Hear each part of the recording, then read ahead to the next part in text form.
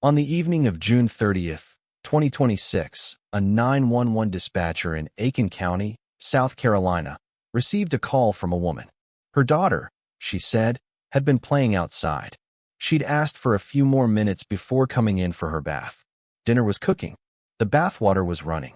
And when the mother went outside to get her, the little girl was gone. It was the kind of call that stops a community in its tracks. A 4-year-old girl. A summer evening. A chicken coop she liked to play near. A mother who sounded frightened and desperate. Thousands of people across the Augusta-Aiken area responded within hours. Volunteers, fire departments, search teams, because a little girl was missing and someone had to find her. This is the case of Javeayah Harris, a 4-year-old girl from Aiken, South Carolina, who, according to her father, said yes ma'am and no ma'am to every adult she met, and was friendly to every stranger she encountered.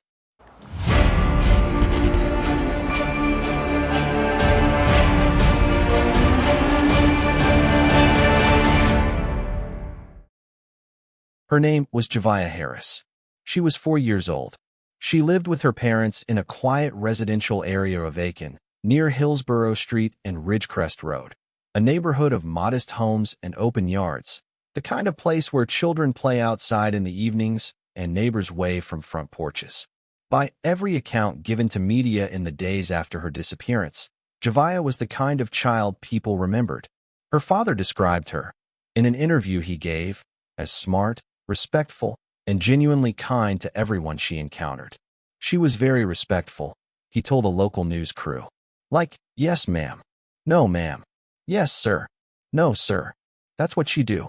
We raised her great. Like she was a real smart kid. Javeayah Harris was 4 years old. That fact alone defines one of the most painful aspects of this entire story. Her life was only just beginning. For years of learning to talk, to walk, to play, to say yes ma'am and no ma'am the way her father described.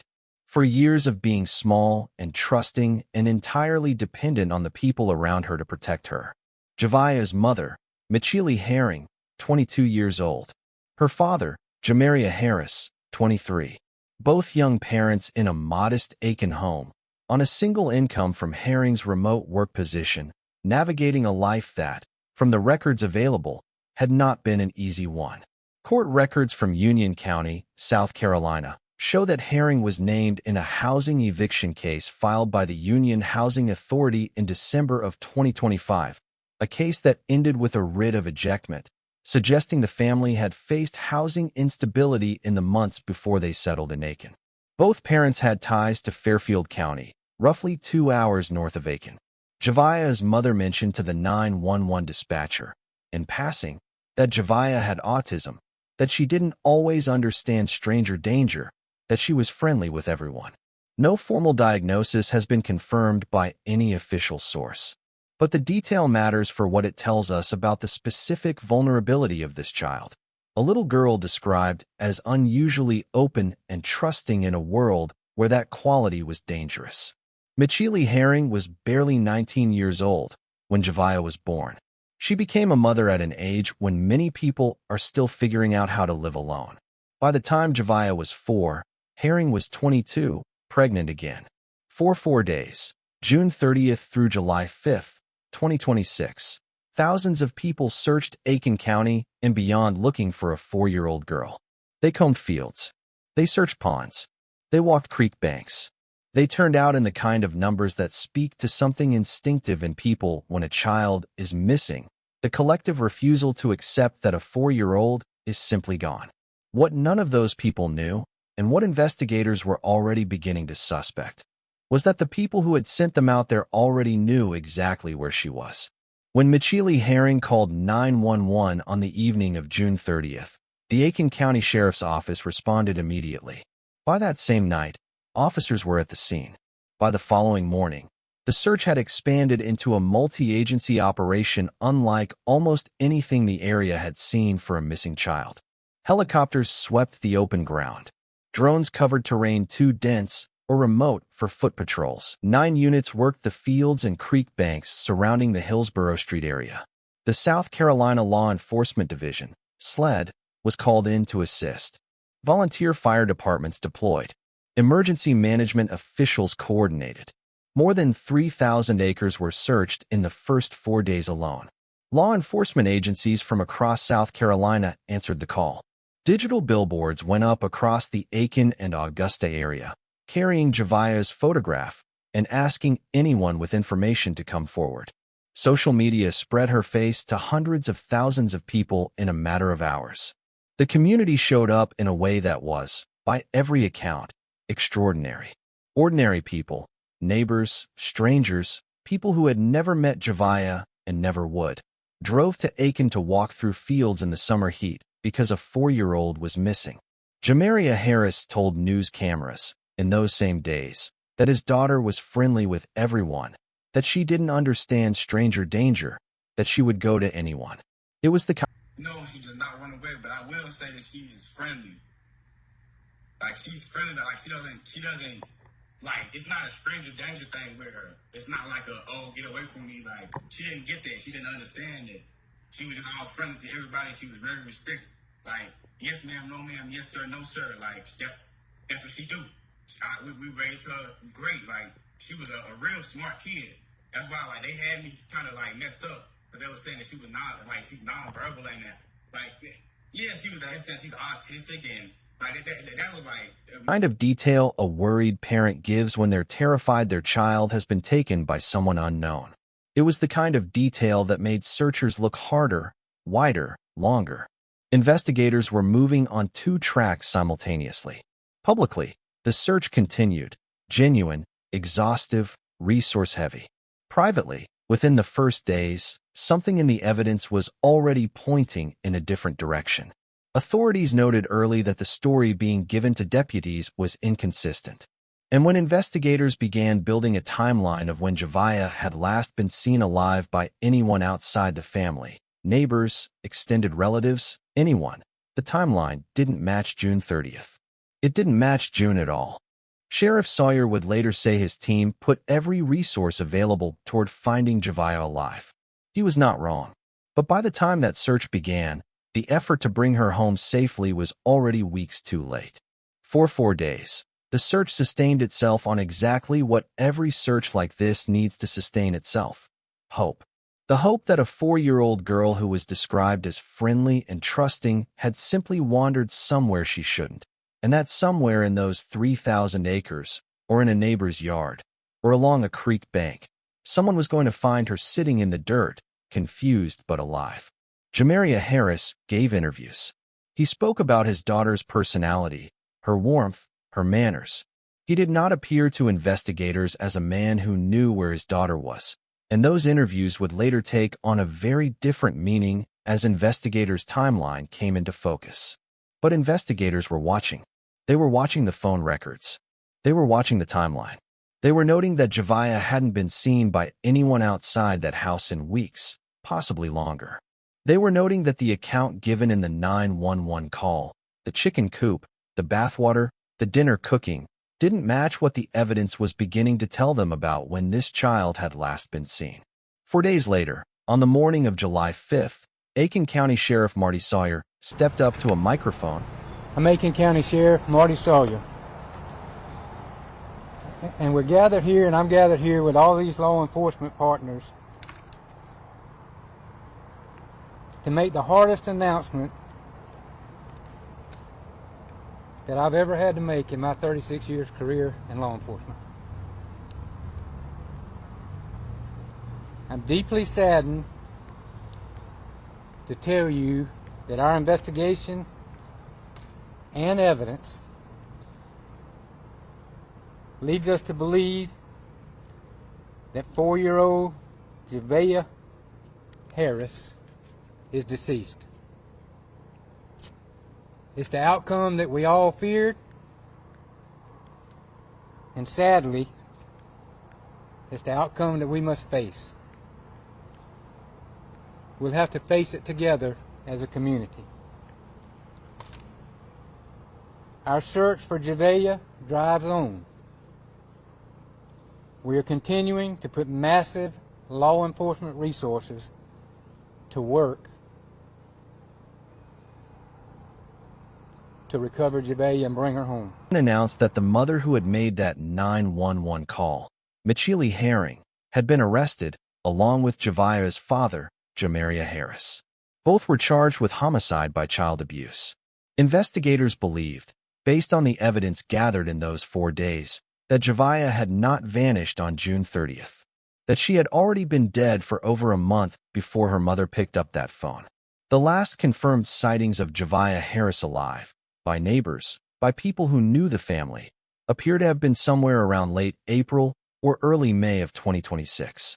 According to Aiken County investigators, the child remained inside the family home on Hillsborough Street after her death, between approximately May 1st and June 15th, 2026.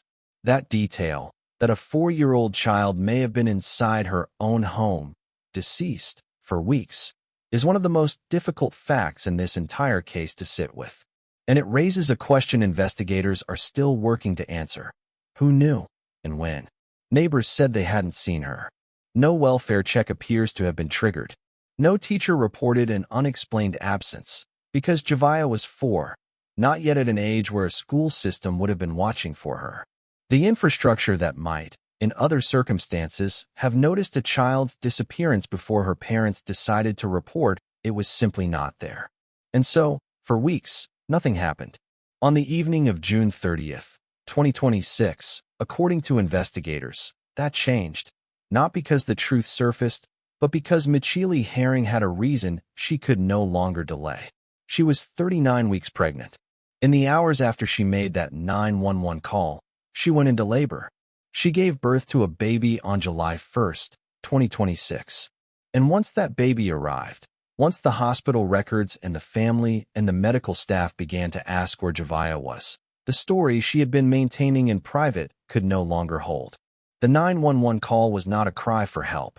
It was a performance, according to investigators, a carefully constructed story about a chicken coop and a bathwater and dinner on the stove, designed to make a deliberate concealment look like a mother's worst nightmare. Javeayah Harris, Javeayah's father, before his arrest, had spoke to local media in the way a parent who doesn't know where their child is speaks, with fragments of worry, flashes of Javeayah's personality, the kind of specific detail that makes a story feel real. According to the arrest warrants released by Aiken County investigators, the reality behind those words was something else entirely. Harris caused Javeayah's death by failing to seek medical attention after knowing the child had been injured, that extreme indifference to the life of her own daughter. Harris is alleged to have known about the injury, failed to seek help, and then to have assisted in concealing Javeayah's death by leaving her body in the home for weeks without reporting it. What injury? How it happened? Whether it was a single event or something that had been building. Whether the failure to seek medical attention was a decision made in panic or one made with cold deliberation. None of those questions have been publicly answered yet. What came next, according to investigators, was over a month of concealment inside the walls of an ordinary-looking house on Hillsborough Street in Aiken, South Carolina. The investigation's turning point was not forensic. It was the simple question of when anyone outside the family had last seen Javeayah Harris alive. As investigators canvassed the neighborhood and spoke with extended family members, a picture emerged that directly contradicted the June 30th narrative. Multiple neighbors told reporters they hadn't seen Javeayah outside for weeks, sometimes months. No one in the community could place her alive in June. Investigators would later state publicly that they believed she had been dead for approximately a month before her disappearance was reported. According to the warrant for Michilae Harris, she caused Javeayah's death under circumstances manifesting an extreme indifference to human life by failing to seek medical attention after knowing the child had been injured. The warrant further alleges that Javeayah's body remained inside the family home between approximately May 1st and June 15th, 2026, more than 6 weeks. The warrant for Javeayah Harris alleges the same failure to seek medical help, and additionally alleges he participated in concealing Javeayah's death by leaving her body in the home without reporting it. Michilae Harris is also charged, separately from the homicide count, with filing a false police report. She called Aiken County 911 on June 30th and reported Javeayah missing, despite already knowing the child was dead and had already been disposed of at another location. That second fact, that Javeayah's body had been moved from the home before the 911 call was made, is one of the most significant details in the public record. It means the call was not a delayed act of panic. It was a calculated report made by someone who had already removed the evidence and was attempting to construct an innocent explanation for a child's absence. According to a warrant released by Aiken County investigators, Michilae admitted to disposing of Javeayah's body. That admission, alongside the confession both parents gave to investigators, directed authorities north to Fairfield County, roughly 2 hours from Aiken, in the area where both parents had roots. Specifically, to a remote waterway near Debutery Creek, in an area known locally as Stumpy Pond, a difficult body of water, thick with tree stumps and submerged debris, navigable only with specialist equipment. SCDNR deployed boats and dive teams. Drones swept the water. ATVs covered the surrounding terrain. As of this recording, Javeayah's remains have not been recovered. But the search is active. The location is specific. There are cases where tips go unheeded and where patterns go unseen.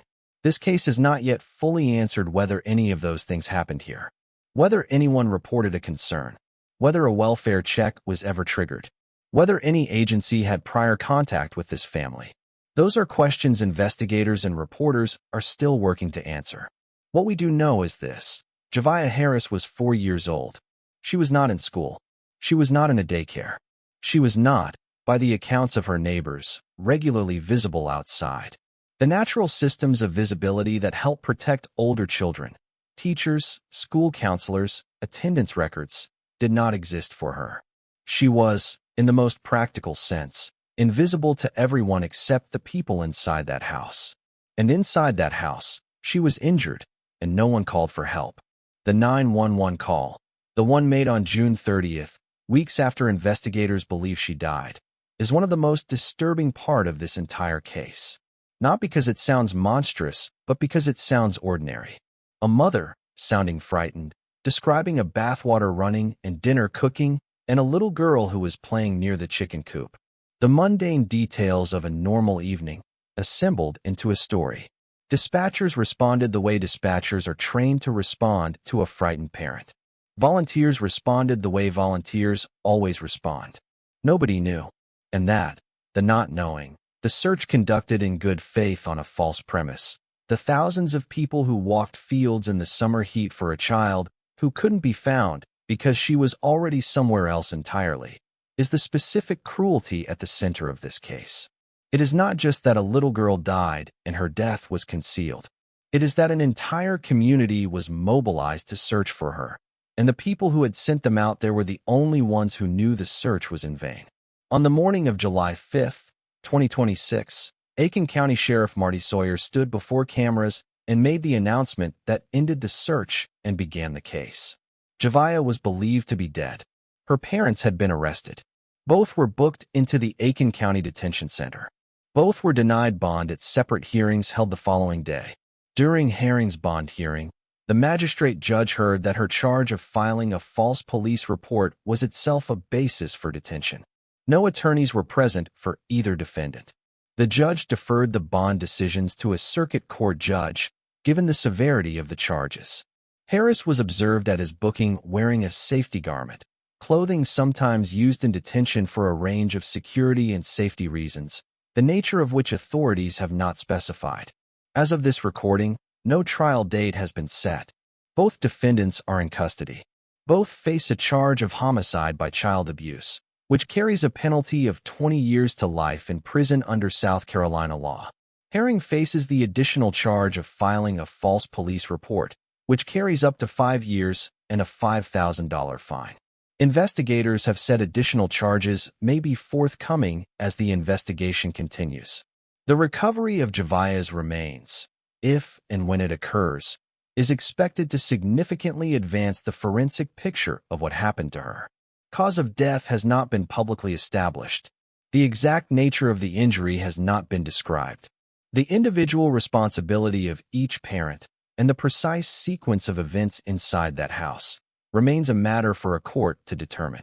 Law enforcement returned to the family home on Hillsborough Street on July 7th for additional evidence collection, with crime scene tape going up as investigators were seen entering and exiting the property. Searches of the waterways near Dubuque Creek in Fairfield County continued through the same week. This is, in every meaningful sense, a case still in its earliest stages. Javeayah Harris has not yet been brought home. Her parents have not yet stood trial. The full truth of what happened to her, when, how, and in exactly what sequence, has not yet been told to a jury. What Javeayah herself was like, beyond the fragments her father offered to a news camera, is something the community of Aiken has filled in with its own grief. Neighbors told reporters in the days after her disappearance that they hadn't seen her outside in weeks, sometimes months. One neighbor, Amanda Nixon, stood outside the family's home as a memorial of balloons and Mickey Mouse plush dolls grew on the footpath, and said simply, "She is so loved." From the beginning of this thing, that's all I wanted her to see, was that no matter what you were born with, no matter what you went through, you are loved. We love you even if we don't know you. That memorial, balloons and Mickey Mouse toys left by strangers on the footpath of a house where the little girl's body had sat for weeks while her parents carried on. A child who was loved by thousands of people who never met her. A child whose own parents gave her the opposite of what every one of those strangers would have given without hesitation. Javeayah Harris was 4 years old.